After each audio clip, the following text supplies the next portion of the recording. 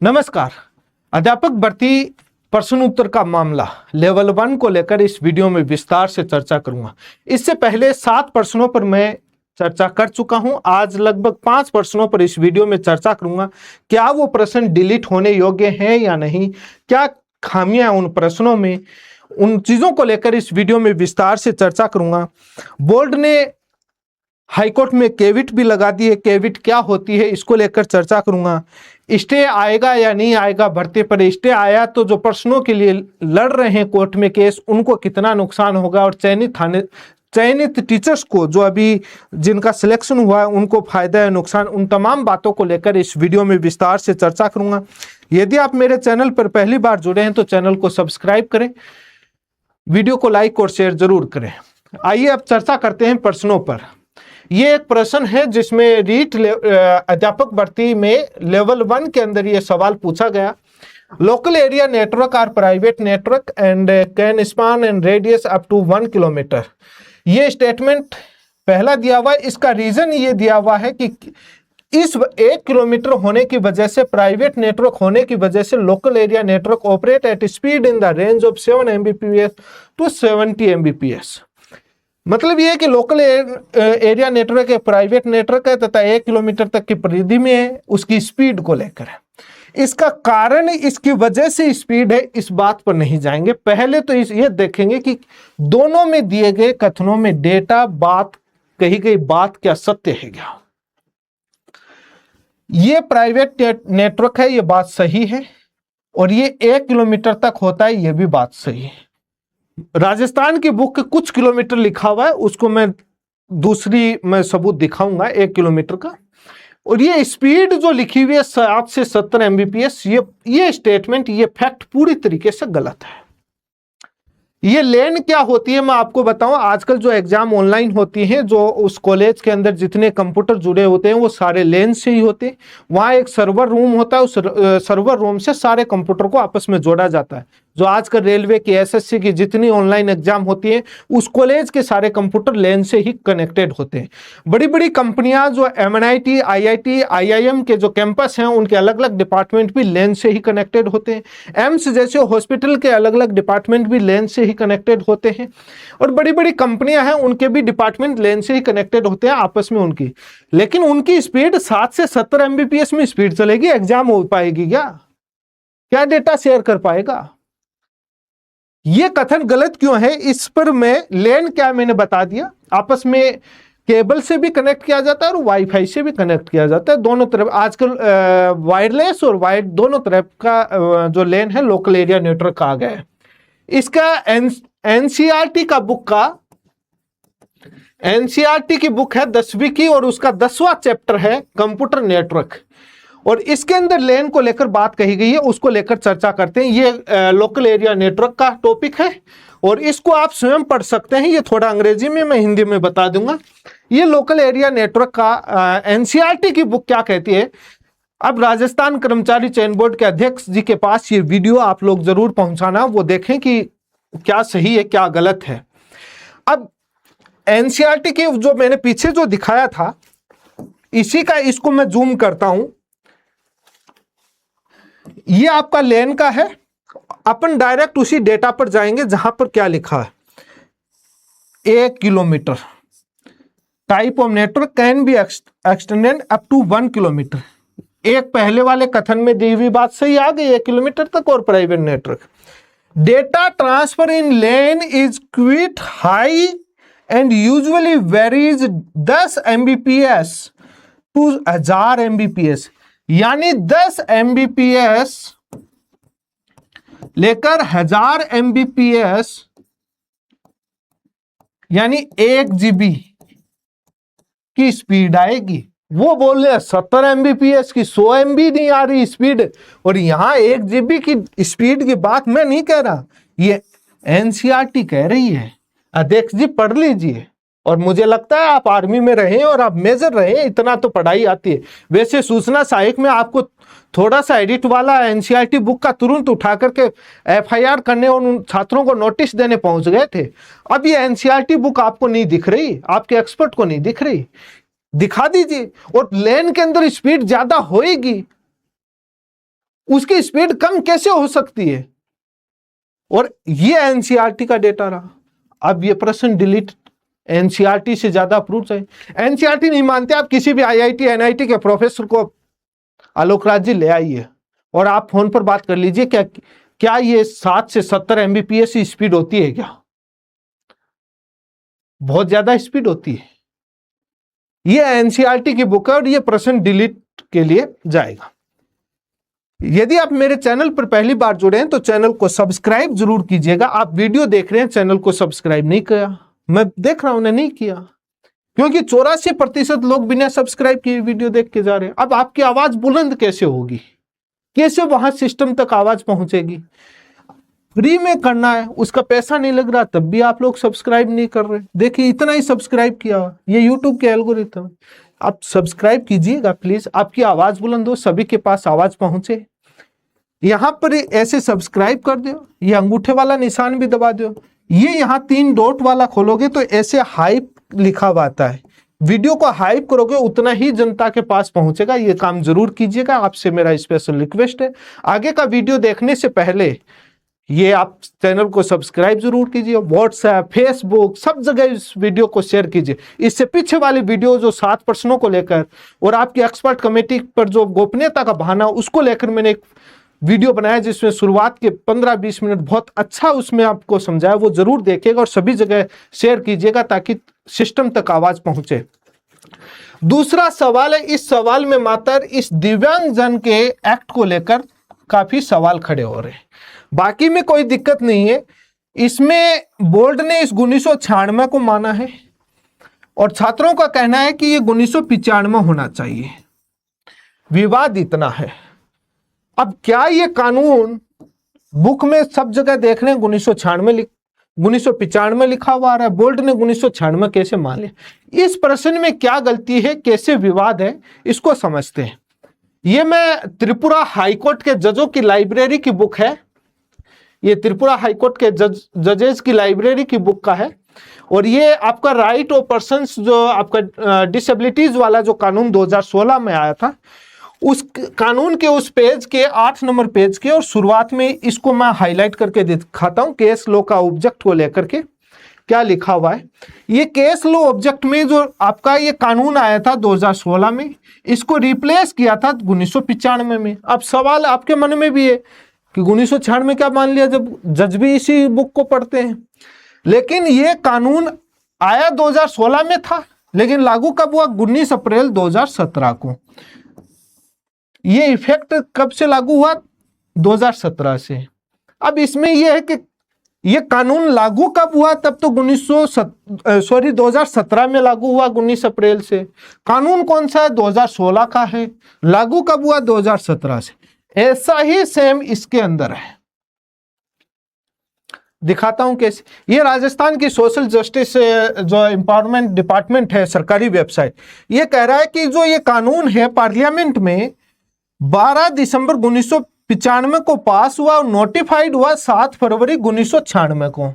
बस खेल यही है, 1995 का कानून कहला रहा है और पास हो गया, लेकिन नोटिफाइड यानी लागू हुआ, अधिसूचना जारी हुई 7 फरवरी 1996 को। हालांकि अब इसमें प्रश्न में क्या गलती है? प्रश्न में यहां सूची लिखी हुई, ना तो यहां लिखा हुआ कि लागू कब हुआ, ना ये लिखा हुआ कि नोटिफाई कब हुआ है, अंग्रेजी के अंदर कुछ भी नहीं लिखा हुआ कानून। अब ये इसके अंदर ये विवाद है कि 1996।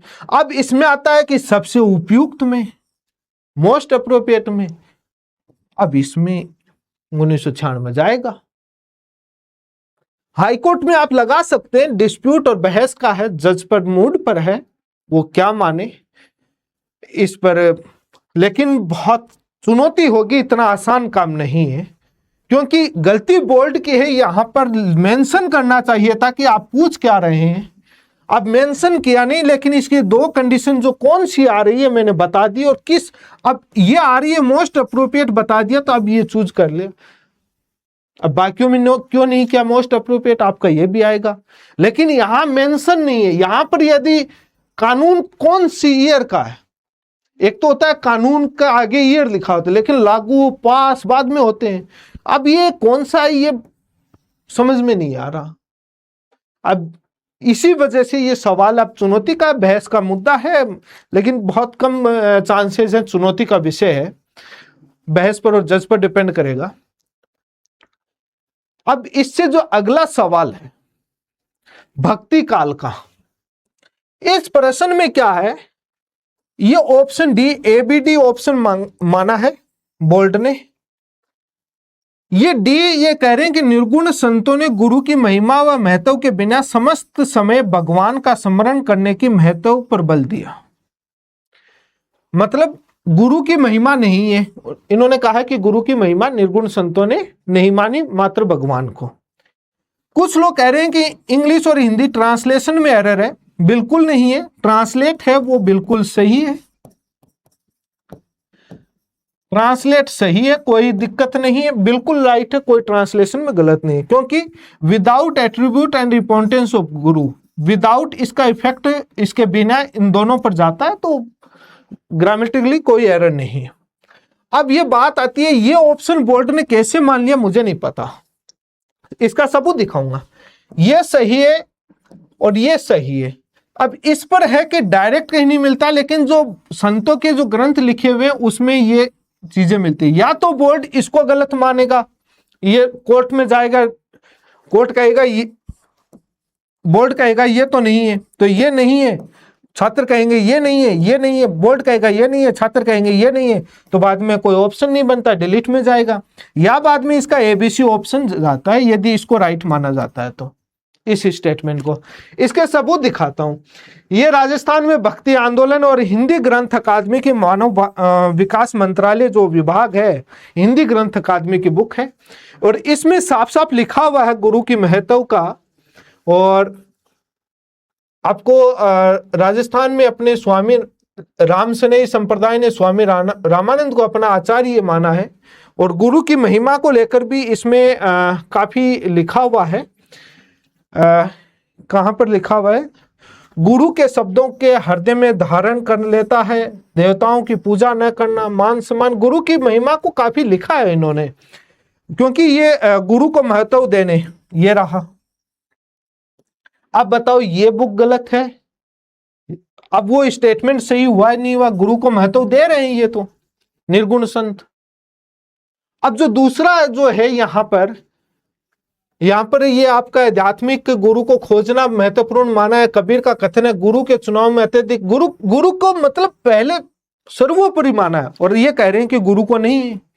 ये दादू पंथ हो चाहे कौन सा भी हो, अब ये प्रमाणित बुक है। दूसरी राजस्थान की माध्यमिक शिक्षा बोर्ड की 10वीं की बुक है, इस बुक के अंदर साफ लिखा है, इस बुक के अंदर गुरु की महत्व पर बल देते हैं, ये रहा। अब गुरु की महत्व पर बल देते हैं तो वो स्टेटमेंट डी गलत हो गया, कैसे सही हो गया, समझ से बाहर है। अब अध्यक्ष जी कहते हैं कुछ प्रश्नों में ये कैसे नहीं दिखता, आप बोर्ड की बुक को भी गलत मानोगे, हिंदी ग्रंथ की। आप वाले एक्सपर्ट ने किस आधार पर लिखा वो तो दिखा दो, गोपनीयता का चोला मत पहनो अध्यक्ष जी, आप वाले एक्सपर्ट का तो दिखाओ, इन प्रश्नों पर उन्होंने किस आधार पर उत्तर माना है, वो नहीं दिखाएंगे। वहां गोपनीयता कॉन्फिडेंशियलिटी है, अरे गोपनीयता आप पर ही टिकी है, मैंने पीछे वाली वीडियो में पूरा दिखाया है। आरपीएससी का रीट के अंदर माध्यमिक शिक्षा बोर्ड देती है, हम उनका पर्सनल नाम थोड़ी मांग रहे हैं, उनकी जन्म कुंडली, उनका माँ बाप का नाम, उनका एड्रेस पता थोड़ी, ओनली ओपिनियन मांग रहे हैं, जो एक जजमेंट टाइप का ही होता है। उसमें कौन सी गोपनीयता भंग हो रही है वो देने से, वो ट्रोल होने का डर है बोर्ड का। अब ये गुरु की महत्व दिया हुआ है, वो स्टेटमेंट दी 2 बुक के आधार है, अब बोर्ड बताता नहीं, बाद में लाएगा। अब क्या है कि जब एग्जाम हो जाती है ना, तब बच्चे बहुत रिसर्च करते हैं प्रश्नों पर, और जब कोर्ट में केस लग जाता है ना, तब बोर्ड बहुत रिसर्च करता है कि इनके आर्गुमेंट को कैसे खारिज करूं।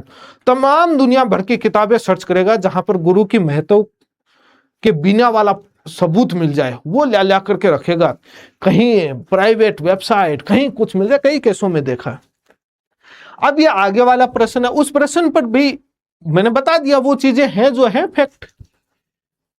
अब ये अंकगणित का प्रश्न है, इस प्रश्न के अंदर प्रमेय है, इसमें प्रत्येक धनात्मक पूर्णांक इतना है। ये स्टेटमेंट तो गलत है, क्योंकि ये बोला गुणनखंडित खंडियन के रूप में निरूपित नहीं किया जाता। जो इस स्टेटमेंट है can not be termed as prime factorisation, वो गलत है, कर सकते हैं क्योंकि 6 है, 2 और 3 है, 12 है, 2 और 3 2 है, तो ऐसे ये वो कर सकते हैं। लेकिन यहां पर प्रत्येक धनात्मक पूर्णांक, विवाद ये है कि एनसीईआरटी की बुक, ये आपकी एनसीईआरटी की बुक है और ये एनसीईआरटी की बुक की प्रमेय कहती है कि प्रत्येक भाज्य संख्या को, इस बुक के अंदर भाज्य संख्या लिखा हुआ है और वहां लिखा हुआ है धनात्मक पूर्णांक।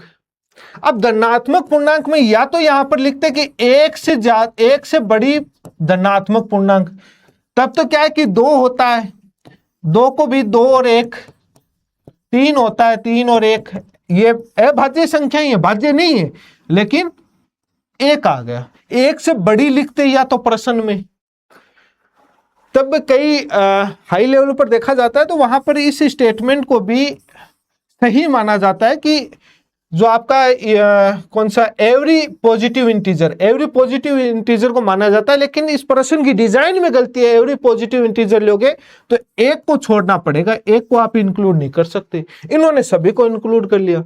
अब या तो उसको हटाओ या बाद में एनसीईआरटी की बुक पर जाए, मेरा ये सारी चीजें हटोगे तो बाद में भैया एनसीईआरटी पागल तो नहीं है, भाज्य संख्या लिखी है। एनसीईआरटी के जो लेखक हैं इसमें भी बहुत बड़े प्रोफेसर और एक्सपर्ट होते हैं, उन्होंने भी कुछ सोच समझ के लिखा होगा।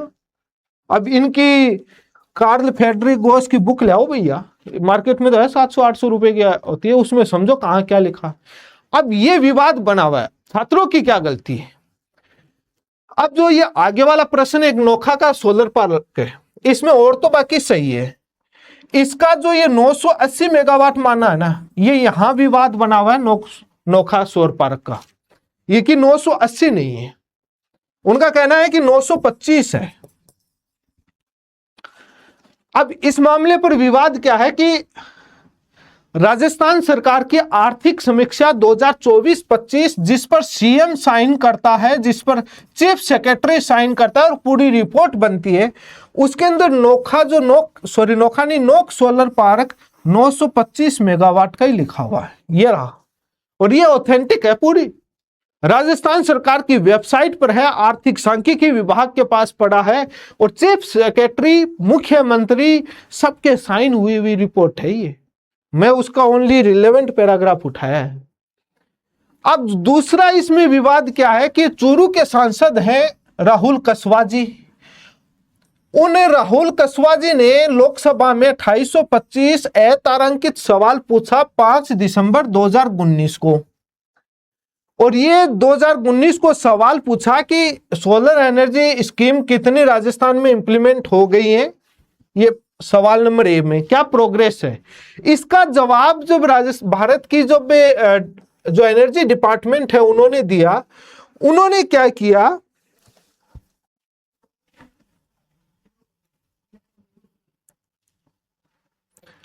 ये नोक सोलर पार्क यहां 980 मेगावाट लिख दिया। अब विवाद बन गया, भारत सरकार का डिपार्टमेंट तो कह रहा है 980, ये लोकसभा में दिया, संसद की रिपोर्ट पर भी पड़ा है ये। और दूसरी तरफ आर्थिक समीक्षा कह रही है 925। भारत सरकार, राज्य सरकार ये एक्यूरेट डेटा नहीं दे रही तो क्या कैसे। अब इस मामले पर मैं छात्रों को कहूंगा, एक आरटीआई आप ऊर्जा विभाग में लगाएं, वैसे ही अक्षय एनर्जी लिमिटेड में आता है, लेकिन RUVNL में लगाएं जो विद्युत उत्पादन जो निगम लिमिटेड है, और ऊर्जा विभाग में आरटीआई लगाएं। वहां पर आप डेटा मांगे कि नोक सोलर पार्क की क्या स्थिति है, कितने मेगावाट का 2025 दिसंबर तक या जनवरी तक कितने मेगावाट का था, और अब प्रेजेंट टाइम का कितने का है, और शुरुआत में कितने का योजना, पूरे आप डेटा मांगे। ऐसा ही सवाल पशुधन सहायक LSA का भर्ती का था 2022 या 23 भर्ती का, और छबड़ा प्लांट और सबसे बड़े प्लांट की कैपेसिटी को लेकर के विवाद था और राजस्थान हाईकोर्ट जोधपुर में मामला गया। एकल पीठ ने याचिका खारिज कर दी। बाद में याचिकाकर्ता आरटीआई से डेटा लेकर आया और मनमोहन सक्सेना जो भूगोल की बुक चलती है उस बुक का प्रमाण बोर्ड रखता गया। उस समय हरिप्रसाद शर्मा जी अध्यक्ष थे। डबल बेंच में गया। डबल बेंच ने बाद में आरटीआई को उसे जो दिए गए जवाब जो विद्युत विभाग के द्वारा और आरवीएनएल के द्वारा दिए गए डेटा के आधार पर बाद में उस पर्सन को छात्रों का उसका उत्तर बदला और उसका बोनस दिया और कुछ लोगों की नौकरी भी गई। उस चक्कर में बोर्ड सुप्रीम कोर्ट तक गया। उसमें बेरोजगारों को लेकर काफी टिप्पणी की और बोर्ड के एक्सपर्ट पर काफी डांट भी लगाई। उसको लेकर विस्तार से मेरा वीडियो बनाया हुआ है चैनल पर और काफी बार मैंने लिखा है। इसलिए आप इस डिस्प्यूट को क्लियर करने के लिए आपको यह काम करना पड़ेगा। जो वो डेटा आएगा वो ऑथेंटिक आएगा। ये विवाद बना हुआ है लेकिन वो पुराना है। 2019 में सवाल पूछा। ये तो राजस्थान सरकार की लेटेस्ट डेटा रिपोर्ट है। ये कैसे गलत हो सकती है 925 वाला। तो ये काफी विवाद था और इन प्रश्नों पर चर्चा करी। आप कमेंट करके बताएं कि आपको क्या लगा, कैसा लगा, इन सवालों पर आपकी क्या राय है। इन प्रश्नों पर मैंने बता दिया कि क्या विवाद है, कैसे हो सकता है। जो मेरे प्रश्न सामने आए, साइकोलॉजी के मामलों में मैं कम एक्सपर्ट हूं, ज्यादा क्योंकि उसका इतना एक्सपर्ट नहीं हूं तो मैं बता नहीं सकता। लेकिन मैंने जो सभी पक्षों को देखने के बाद, हमारी टीम की रिसर्च के बाद आए गए सभी एविडेंस और सभी पहलुओं को जानने के बाद, सारे डेटा देखने के बाद मैंने बताया है। लेकिन राजस्थान कर्मचारी चयन बोर्ड के अध्यक्ष ने अभी एक मीडिया में बयान दिया कि हम एक्सपर्ट कमेटी की रिपोर्ट दिखा नहीं सकते, गोपनीयता है। लेकिन मेरा सवाल है कि एक्सपर्ट कमेटी की रिपोर्ट जब गोपनीयता है तो आरपीएससी ने वेबसाइट पर डाली है। कुछ भर्तियों की मैंने पीछे वीडियो में दिखाया था, सबूत दिखाए थे। माध्यमिक शिक्षा बोर्ड ने रीट ने दिए। तो कानून और गोपनीयता तो एक ही होती होगी। अलग अलग एजेंसी का नाम बदलने से गोपनीयता तो बदल जाती नहीं है। तो बोर्ड के अध्यक्ष साहब गोपनीयता हवाला दे रहे हैं, क्यों ट्रोल हो जाएंगे, वो डर लगता है। अब जो केविट को लेकर जो था, केविट का मतलब ये होता है कि हाईकोर्ट में केविट लगा दी। इसका मतलब ये हुआ है कि आपकी मांगों पर विचार किया जाएगा। बोर्ड के पक्ष को सुनकर के उसके बाद ही कोर्ट कोई कार्रवाई करेगा। एक पक्षी सुनवाई होकर के कुछ नहीं होगा। बोर्ड के वकील के पास फाइल की कॉपी जाएगी, वो उसका पक्ष सुना जाएगा, उसके बाद कोर्ट आदेश पारित करेगा। केविट का मतलब ये होता है। स्टे को लेकर मैं इतना ही कहूंगा कि जो छात्र प्रश्न उत्तर में अपना कुछ फायदा चाहते हैं तो वो स्टे बिल्कुल ना लाए। स्टे लाओगे तो आपके नेगेटिव हो जाएगा। सरकार बोर्ड अपना श्याम दाम दंड भेद लगा देगी। सारे कागजों में सब कुछ ले आएंगे, 2-2 4-4 रिपोर्ट बना के लेके आ जाएंगे। आप अपनी, उनको ज्वाइनिंग मिल रही है, उनको ज्वाइनिंग लेने दो। आपको भविष्य में प्रश्नों को फायदा मिलेगा तो आपको मिल जाए, क्योंकि अध्यापक भर्ती 2023 लेवल 2 में सबको हुआ।